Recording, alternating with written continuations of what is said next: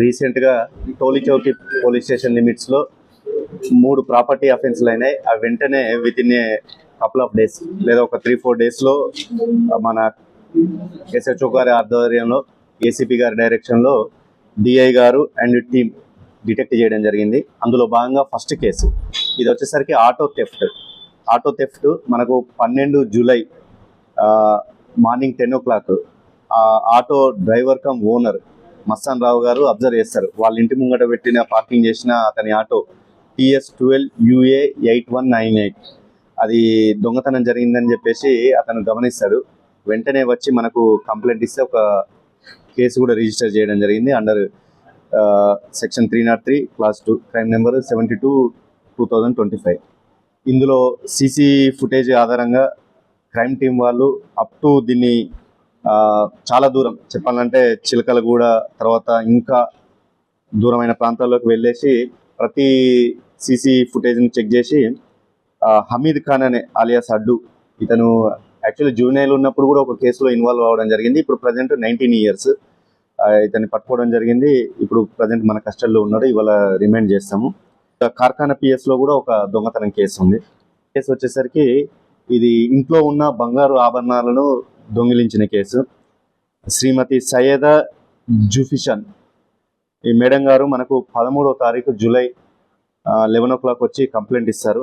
1 hour back వాళ్ళ ఇంట్లో ఒక ఫంక్షన్కి వెళ్దామని చెప్పేసి అనుకుంటే చెక్ చేస్తే గోల్డ్ ఆర్నమెంట్స్ కొన్ని మిస్ అయినట్టు ఆమె అబ్జర్వ్ చేస్తుంది. తర్వాత వాళ్ళ భర్తతో వచ్చి మనకు కంప్లైంట్ ఇస్తారు. ఇందులో గోల్డ్ ఎమరాల్డ్ సెట్ అదొక 12 grams, తర్వాత గోల్డ్ రూబీ, తర్వాత గోల్డ్ చైన్ 7.5 grams, తర్వాత బేబీ గోల్డ్ చైన్, ఇట్లా ఒక 5 items మిస్ అయినాయని చెప్తుంది.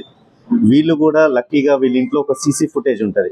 వాళ్ళ స్టెప్స్లో ఎవరైతే ఎంట్రీ ఎగ్జిట్ను కవర్ చేసే విధంగా వాళ్ళ స్టెప్స్ ఉండే ప్రాంతంలో ఒక సీసీ ఫుటేజ్ ఉంటుంది. అదే మనకు కీలకమైన ఆధారాన్ని ఇచ్చింది. ఇందులో అక్యూజ్డ్ వచ్చేసరికి Deepika.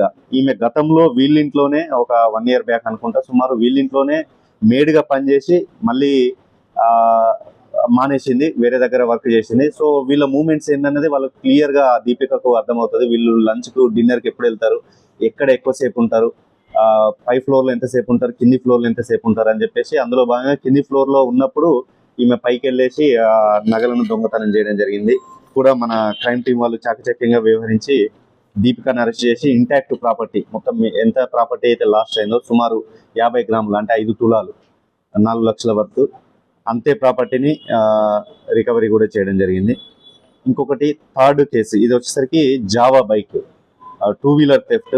Sheikh Ahmed complaint cum victim. ఇతను 5 జూలై 2025 10:30 PM ఇంటి ముందట అతని బైక్ పార్క్ చేస్తారు. పార్క్ చేసి మార్నింగ్ లేచి చూసుకుంటే ఆ బైక్ మిస్ అవుతుంది. దొంగతనం జరిగిందని చెప్పేసి అబ్జర్వ్ చేస్తారు. అతను కూడా వచ్చి మనకు కంప్లైంట్ ఇస్తారు. వెంటనే సేమ్ ఇది కూడా మనము బైక్ ఎక్కడైతే థెఫ్ట్ అయితే జరిగిన ప్రాంతం నుండి సీసీ ఫుటేజ్ అన్నీ అబ్జర్వ్ చేస్తే మనకు ఒక లీడ్ వచ్చింది. ఆ లీడ్ వచ్చిన తర్వాత ఇది కరీంనగర్ జిల్లా జమ్మికుంటలో ఉన్నట్టు మనకు తెలిసింది. వెంటనే మన క్రైమ్ టీం కూడా అక్కడికి వెళ్ళేసి షేక్ సులేమాన్ సన్ ఆఫ్ షరఫుద్దీన్, ఇతని age 25 years, first time offence. So ఇది చేసిండు. వెంటనే మనం బైక్ అక్కడ నుండి కూడా తీసుకొని రావడం జరిగింది. ఆ ముందు కూడా మీకు ఇంత ముందు చూపెట్టాం. సో ఈ బైక్ వర్త్ 2,50,000 మనం రికవరీ కూడా చేయడం జరిగింది. ఈ కేసులలో మనకు ఈ బోనాలు ఉండగా కూడా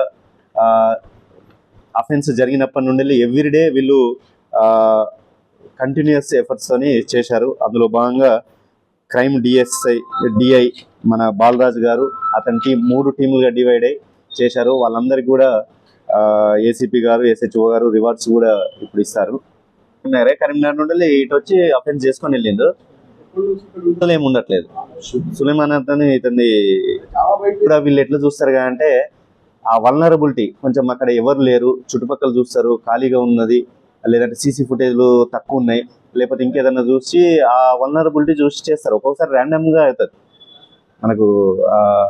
అందులో భాగంగానే దీనికి మేము పెట్రోలింగ్ కూడా ఇంప్రూవ్ చేశాము. సో ఇట్లా కొన్ని జరుగుతుంటే డిటెక్ట్ చేస్తే కూడా